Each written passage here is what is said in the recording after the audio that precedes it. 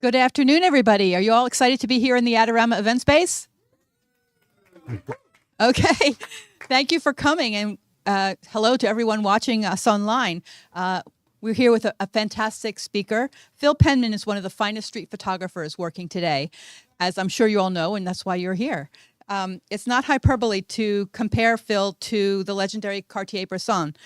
Phil is a legend in the making himself. He started out as a paparazzi, and in his street images of Gotham, he perfectly captures New York's grittiness, its quirks and charm, tragedy and humor. Each image, almost a snow globe that represents the entire city. In New York City, where the sidewalks cooperate with photographers by being 18% gray, this is a town that lends itself to photography. As a result, street photography is a popular topic here. But truly great street photography is not as simple as it looks. It requires an empathy and a particular kind of photographic athlete with a visual quickness that we all strive for, but very few actually master. Phil Penman, though, is one of those who've mastered it. And so now he also now has a gorgeous book. He has two gorgeous books, actually. That if you haven't seen them yet, do yourself a favor and get one of them. Without further ado, here's Phil Penman. Cool. Thank you, Debbie. Awesome. Well, huge thank you to all of you for coming along. Big thanks to Debbie and Seth for putting this on, and Adorama, of course, for allowing us to hold the event space. So without further ado, why do we do photography? You know, what is it for you? For me, it's always been about being out there on the street. So I'm not sat in my bedroom typing into AI saying, make a picture like this. For me, that was never what it's about. It's always about shooting from the heart and showing myself to the world, who I am, why do I take pictures? You know, take an example like this. This is Madison Avenue in the snow. Can you feel the same way in front of a computer at home, right? So for me, that was what it was all about. I started when I was young. I started when I was 15 years old. I've worked in the industry a long, long time. And back in 2015, you know, I was fortunate enough to start making this my profession. So just quick show of hands, how many of you actually want to make this a profession as a street photographer? Okay, that's good to know. So it's by far from being the easiest profession to make it. And I've worked in commercial, pharmaceutical stuff.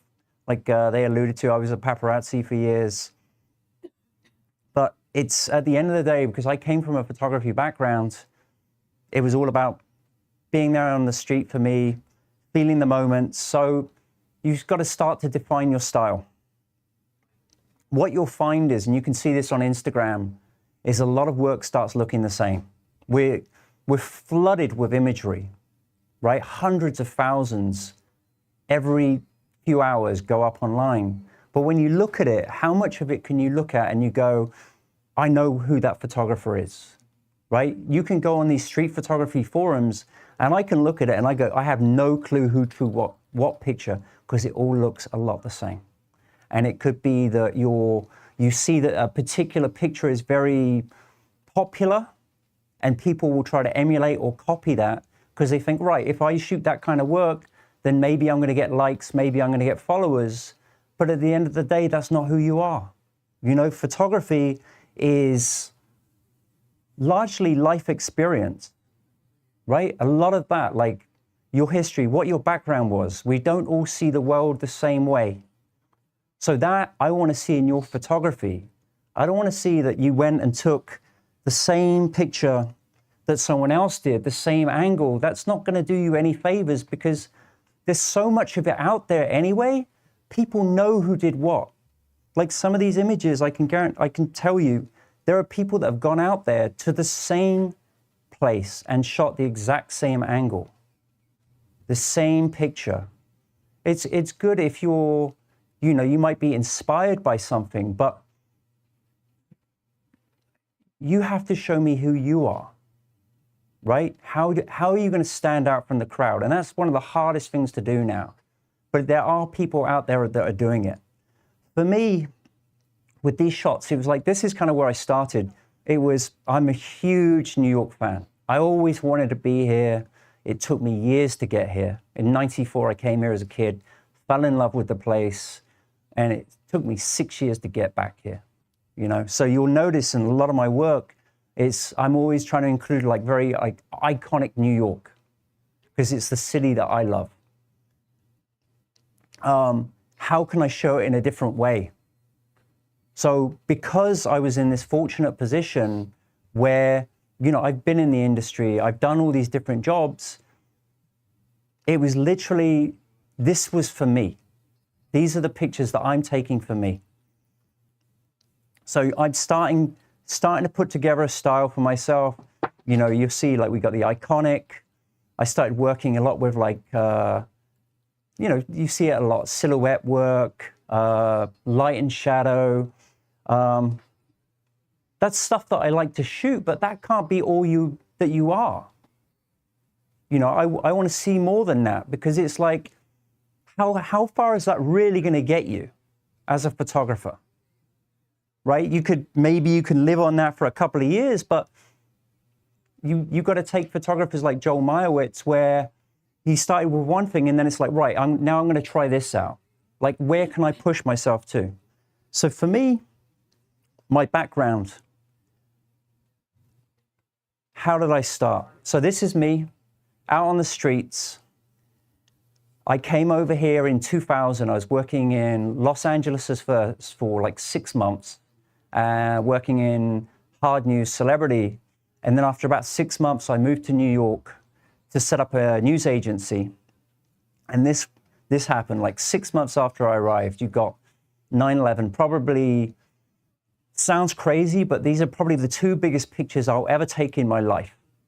And it's kind of weird when you say you've probably already reached your peak and nothing you can do after that is going to ever be bigger than that. And in all fairness, I hope that that was it, because I don't want to ever have to photograph something like that again. Or it could be covering news stories. This was covering the Mike Tyson, Lennox Lewis press conference. This back then was famous because, I don't know if any of you remember it, but like Mike Tyson, he comes out on the stage, and the nice thing was I already had a kind of a heads up. I walked into a room, there's 60 photographers, they're all getting the same picture. So they're all down on the ground. For me, it was like, right, I'm going to go upstairs because no one's up there. You learn a lot of the stuff that you learn from what you do in your regular work, you can then apply to what you do street photography-wise. So an idea for this was I went upstairs, I walk up there, and there's a guy with a Tyson jacket on. And it's only the 2 of us up there. And he looks at me, and no one's come out on the stage yet, and he just goes, "Just be ready, kid." So I'm like, oh shit, I better get my stuff together. So my camera's poised, Mike comes out on the stage, goes for him straight away. Those 60 photographers down on the ground couldn't see anything. So the only picture that made it, front cover of all the papers, all the sports covers, was this shot. So you learn something from that. So I would always rather gamble trying to do something different than what everyone else is doing. And I apply the same with my street work. I was doing portraiture. So I don't know how much of you know about my work, but basically I was flying 2-3 times a week. I was flying all over the world. I was doing hard news, portraiture, celebrity, Damien Hirst, if any of you recognize him. But this was my day-to-day. So celebrity on the street, very interesting job. This is not what I ever wanted to do, but it was a quick education. With my bosses, they all laid it out for us. The portraits are all very nice, but that's a $500 day rate. How much are you going to live on that when you've got pictures selling for 100,000, 500,000, a million, 12 million? So my bosses made it very clear that it was like, the portraits are very nice, but you need to learn how to do this. And the way that I learned was by being threatened to be fired every single day because I couldn't get it together. Because you come from this point of view where it's like, I don't really want to do this, but if you want to stay in this country and you've got this visa, you have to. You've got to learn. So the only way I could make it work for me was I'd go out every day. I had my Canon with my long lens and I had a Leica with a 35, and I turned it into a feature for myself. So the money pictures were always the really long lens stuff when you're on a beach in the Caribbean. So if ever there were more like 1 or 2 photographers, I would turn it into a black and white feature. So shoot that for myself. This is the office that we used to work on. So you'd shoot something and you would have to immediately think quickly, get the pictures going. You'd be on the phone to like the desk while you're editing on the street. And the thing with this job was, although I never really liked it, it made you think really fast because there's real money at stake. You know, you could go out in the morning and by the evening you have a deposit for an apartment in New York. That's how crazy that business was. No matter what people think of it, it's very addictive. But the main thing was, when you're out there for 12 hours a day, every single day, you see a lot of crazy stuff, especially in New York City, right? All you got to do right now is go on a subway for 30 minutes and you're going to see something. So none of this is set up. This is actual stuff that I would see on the streets of New York City. And it's purely just being out there for like 12 hours a day, bumping into this stuff. So it was a lot of lessons, you know. I'm trawling around on a bicycle looking for celebrities, but what's more interesting, a celebrity, Tom Cruise walking down the street, or a spaceman? I run with the spaceman every time. Or Statue of David. So what happened was, in 2015, I got really sick of the celebrity world, especially when you're coming. Like, I studied for 5 years. I did, you know, black and white is how I started. My dad's a photographer, so I was fortunate enough to grow up in the industry. 2015, I quit the industry altogether because I like had a total mental breakdown with it. And it allowed me to just purely focus on, right, how do I become a street photographer? How do I even start that career? So I've been shooting out on the street for a while. So you take this massive gamble where, all right, I'm going to do a book. Now, why do we do a book? Anyone, any ideas? It's basically, it's your marketing, okay? It's probably one of the biggest gambles you're ever going to make. The cost of doing a book is real. I had to refinance my house to do a book because I gambled that much. I was like, right, I want to make it in this industry. What am I going to need to do to make it? So you think of a book as basically your portfolio all around the world in stores. And you are going to spend a lot of money to do this. And you've got to have the right publisher. You've got a distribution, your marketing. If you're not thinking about marketing now, it's done already. You can't produce the book and then go, oh, now how do I market it? You should be thinking about that now, before you even do a book. Because how are you going to tell people about it? Or if you want to do a photographic show, how's anyone even going to know about it if you haven't thought about, right, I need to start building up my social media now. I've got to be doing my mailing list, having a good website. All of that is done now so that when you have the book, you're good to go. You already have an audience to sell to. So all that work that I did on the streets basically got put into a book. Now, I figured this was going to be the only book that I ever did in my life. Like I said, I put all this money down. Figure this way, when you put all this money down, you're not going to get that money back. I'd love to say you're going to get rich, and you may all think that people that do books, photographers that do books are probably in massive debt, but they got the work out there, and maybe you make money off the back of it with prints, teaching. It's a way of getting your name out there. And for me, it paid off. I was really lucky, but I put in the work. So where do you go next? Like, you can't just live on that, right? That's only going to get you so far. And also, your work has to evolve. So for me, it was like, you know, you saw like the early work I do, like I love shooting in the snow. If there's anything I could just do all the time, it would be shooting in the snow. The silhouettes, that's only going to get you so far. So it was like, where do I go from here? Documenting life. What are the pictures in 50 years' time that people are going to actually recognize? Right? Is it going to be the one in the Oculus of the guy coming down the stairs? Probably not. And the biggest education I had was in 2022, I had the great distinguished honor of getting my work into the US Library of Congress. So for a lot of us, it's like, right, what do you really want from this? Do you want money? Because I hate to say it, probably not. You could make some stuff work, but for me, it was always legacy. I'd rather have legacy and have, like, I don't need to make a lot of money. As long as I can be comfortable, pay my rent, I don't care. I've done jobs where we sold pictures for $400,000. And you're not any happier. You know, I had friends of my mentors who've since passed who, multi-millionaires, miserable as hell, that don't ever become like me. So I was just like, right, you know what? I want to make my mark. Library of Congress said, hey, we want to buy a bunch of your work. Can you put a bunch of pictures together for us? So I put in the snow pictures, the silhouettes, and I put a bunch of this in. And everything they picked up on, portraits of the homeless, this picture of Coney Island, the historical pictures, the stuff where it's like stuff that people actually want to look back at. So it made me reevaluate everything that I shot. And it's like changed my style. Now I'm lucky that I get to travel around the world and focus. Like this was in Tokyo a couple of years ago.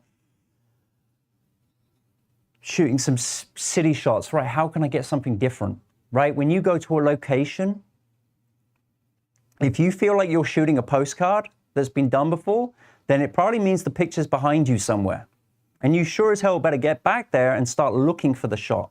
So like even this picture on the left is like, okay, the fog Manhattan Bridge is very nice, but I need more than that. You know, how can I make it my own?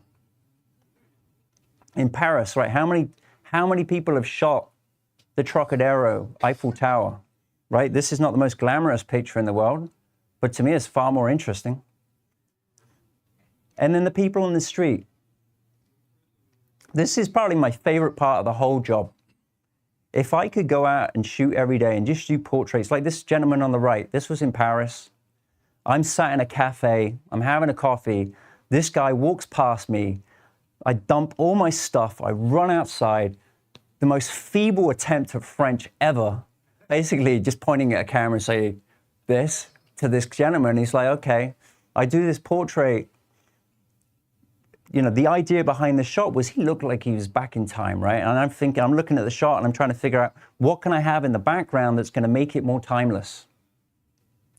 And it's funny, I posted this picture recently and someone on Facebook said, I remember when you took that shot. And I'm like, how do you remember I took that shot? And he said, we were sat in a cafe across the road and we saw you run out and do it. Could be this couple, right? You're out there on the street and you just run into this stuff. And this is the gold stuff, right? Like things like this. This is where you've got to think quick. So a lot of the time when you go out and you shoot, if you think that you're going to go out and just see this stuff every day, sorry, it doesn't work like that. So a lot of the time when I go out, I might have an area in mind that I want to go and shoot in. These are the pictures that I want, but I realize that I have to go out and just practice a lot of the time. Like none of us are that great. Like, I'll be the first to admit, I shoot a lot of crap. All right? And it's like, I'm going out there, I'm very well aware that in my lifetime, I may be lucky enough to have 5 to 10 great images, if I'm lucky. So those of you that get upset that you don't go out every day and get great images, it's because it doesn't work like that. You can look at Cartier-Bresson, Elliot Erwitt, all these guys. They might have 5 to 10, maybe 15 great ones, right? How many of them actually have an iconic image? Like when you think about it, how many iconic images can you actually think of? With how many pictures that are taken daily in the world and how many can say they actually had an iconic shot?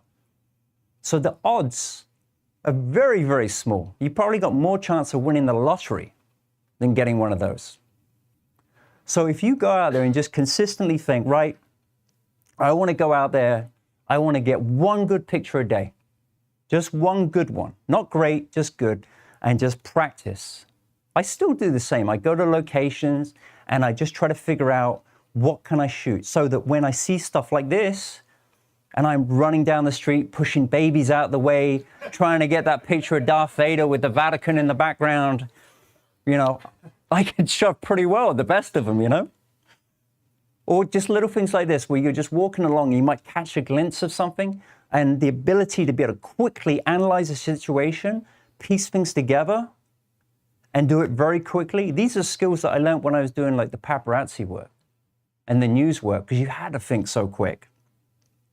Or some crazy influencer in the middle of Fifth Avenue just waiting to get hit by a bus. But where else do you go? So I'm never content. I'm always trying to figure out, all right, how can I get better? Like the competition is with me and it's not with anybody else. Inspiration, go to galleries, go to museums, look at paintings, go watch good movies. So like a lot of work, I went to Paris Photo a few years ago and I saw this shot by Alexei Titorenko, like amazing photographer, if any of you have seen his work. And it's like, well, that's some cool stuff. I like the way that he uses motion. Maybe I can try to figure out a way that I can apply that to my street photography. So it was like, you know, long exposures, 3-second exposure, just watching two people rock back and forth.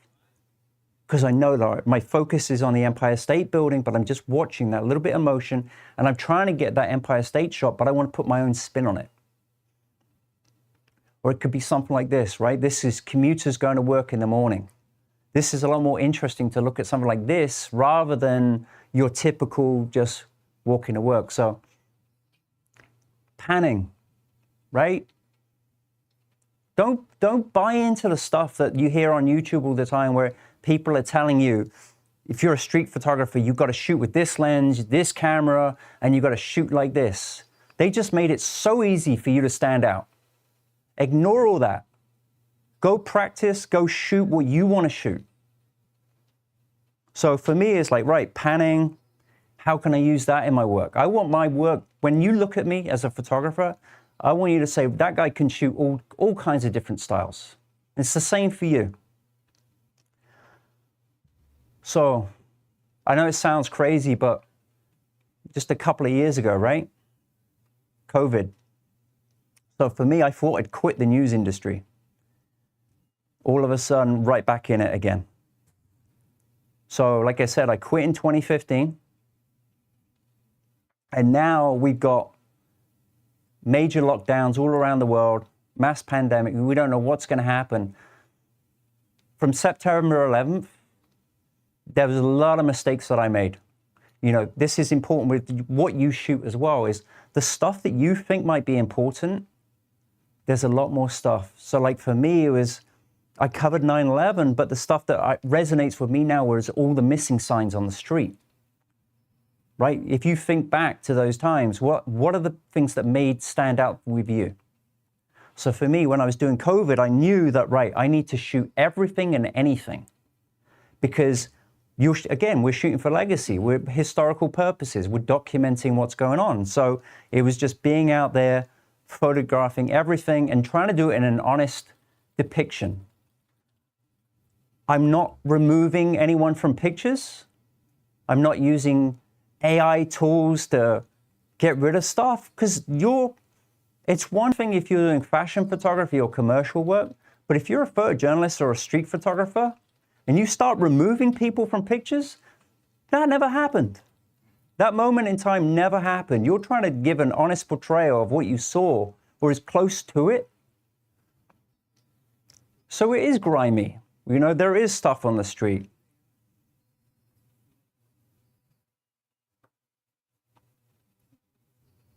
So for me, when they were saying, right, the streets are empty, that's not what it was. I know, how many of you were here during lockdown? Show of hands, right? When you went out on the street, for me, the biggest things that stood out was probably the construction industry which went insane. You could walk down every single block and see roadworks going on. The craziest thing, I don't know if ever any of you saw this, back in, I think it was May of 2020, right at the beginning, they were painting lampposts on Madison Avenue, because that's essential work, right? So I'd go out and I would just photograph everything that I saw, the construction workers, the people on the street. Again, thinking about how's this going to stand a historical standpoint. But the biggest thing that stood out to me was the homelessness. All of a sudden, I hate to say it, we don't get to decide that it never happened. It did happen, right? When people tell you, don't shoot the homeless or whatever, there's a way in which you can do it. But you look at all the great work, the farm administration work, right? Dorothy Lang, Walker Evans. You wouldn't know about it otherwise. So it's like, this stuff did happen on the streets of New York during that time. So I go out there and I try to figure out, how am I going to shoot this, but where it doesn't look like you're trying to take advantage, right? So for me, it was, who are these people? Who are the people on the street? So it's like, Charlie from Toronto, right? Got stuck down here. They came across the border got shut down. He got stuck here. Styles, my good buddy, this is the mayor of 9th Avenue. I see him every day, walk by, give him a nod, say hi. And a lot of the time, that's all it takes. And then one day he just turned around to me in the middle of lockdown and just said, how come you never ever take my picture? John's been out on the streets since 2012. Just fell upon hard times.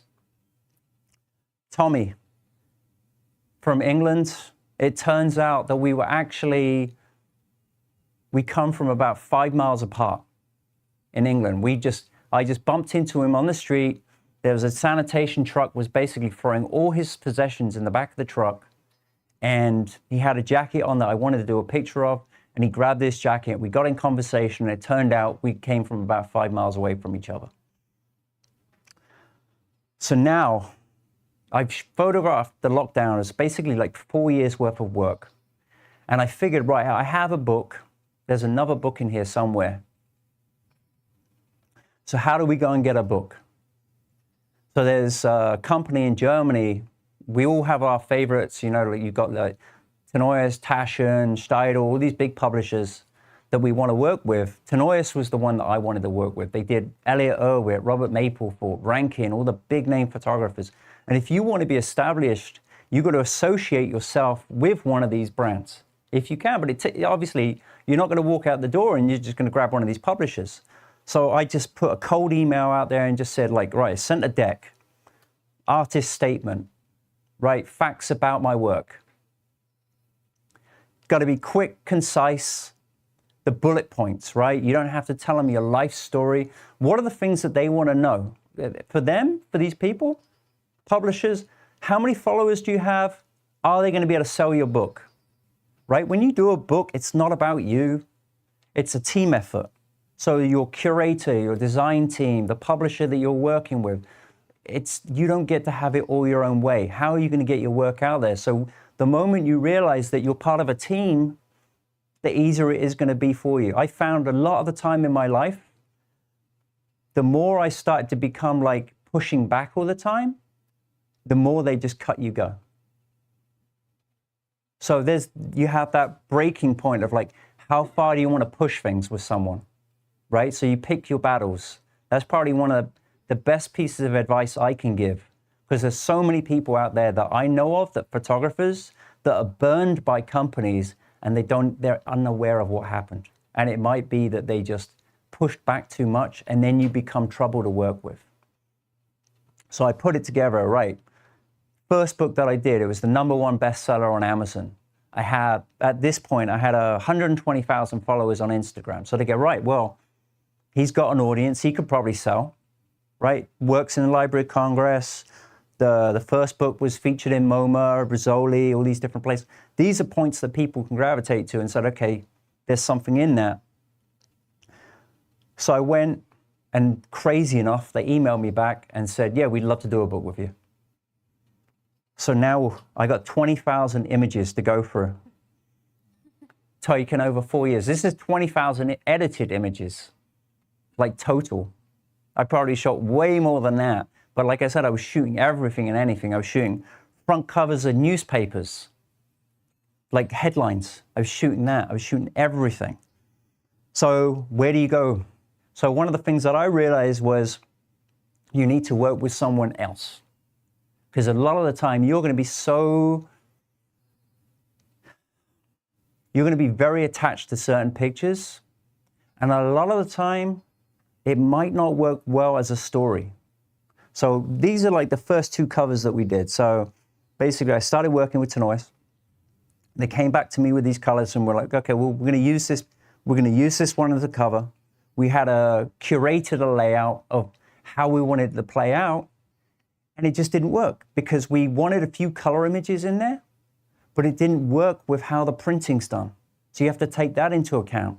Like, I think it was, they print by 16 page. So you can't do like a black and white picture and a color picture because that's not going to work. So all of a sudden we were like, well, we want these images in there. How are we going to do this? So we ended up having to turn some of them into black and white, and some of them we just cut altogether, and we just said, you know what, let's just do a black and white book. So we changed it up. This became the cover. I worked with a designer called Anya, the letterist, who I've been working with for years. We came up with this cover. Originally, we put Street Diaries 2020 to 2023. Interesting little fact, when you put a date, it actually hurts sales of the book. So we had to remove that because it dates your book. And if you want to sell your book for a long time, so we took the date off. How do you want to present yourself, right? So the fonts that you use, the layout, the design, right? Remember, it's not just about your pictures, right? It's your entire, I hate to say it, it sounds corny, but it's the brand, right? Believe it or not, you are the brand now. And it's, right, how do I want to be perceived? Everything, like my mentor, he said to me, everything you do has to be the best, A1. If it costs you more, do it, because it's like, right, your logo. You see how much money these companies spend on doing a logo, right? I think Nike was, what, $500? If anyone knows the story of that, right? It's like some student came up with it and they paid her like $500, but went back years later and gave her shares in the company. But your logo, so for us is like, all right, what kind of fonts are we going to use? What do we want the feel of the book to look like? The layout, right? One of the things I learned was when you're doing a book, you can't just have picture, right? It gets boring. When you're going through a book, you want to keep the eye constantly moving around the book. This isn't stuff that I know. This is stuff I had to learn. So a lot of time you want to hire people that are better than you, right? Same as like business. You surround yourself with people that are better than you. So that, right, I want to do a book. I want to go with the best publisher I can go with. I want to work with the best designer, with the best curator, Lou Proud, who I work with in London. Done many shows with her. And we started piecing this together. It was even like, right, we don't want it just to be white page after white page, because then, like, how do you get a feel for the book? When's there a breathing space in the book? Right? You got to keep people's attention. So we figured, right, we're going to have some black pages mixed in there as well. Switch it up a little bit. We had these little quotes from a guy called Matt Seaton, who's a friend of mine, but he was the editor of the New York Review of Books. He wrote the foreword for the book. So we started working on that. Now it's that marketing. You've all gone and done your email list. You've done your Instagram, your social media. Now you got to market the thing. I hate this stuff, but I know you got to do it, right? You got to put yourself out there. You got to go on podcasts. You got to do all this stuff because you're a business now. So it was like, right, I got to figure out, and I was always very good at selling things.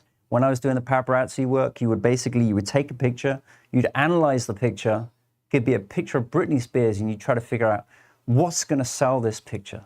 So for me, it's like I'm always trying to figure out what's the angle. How are you going to pitch yourself? So it's right, we did different publications.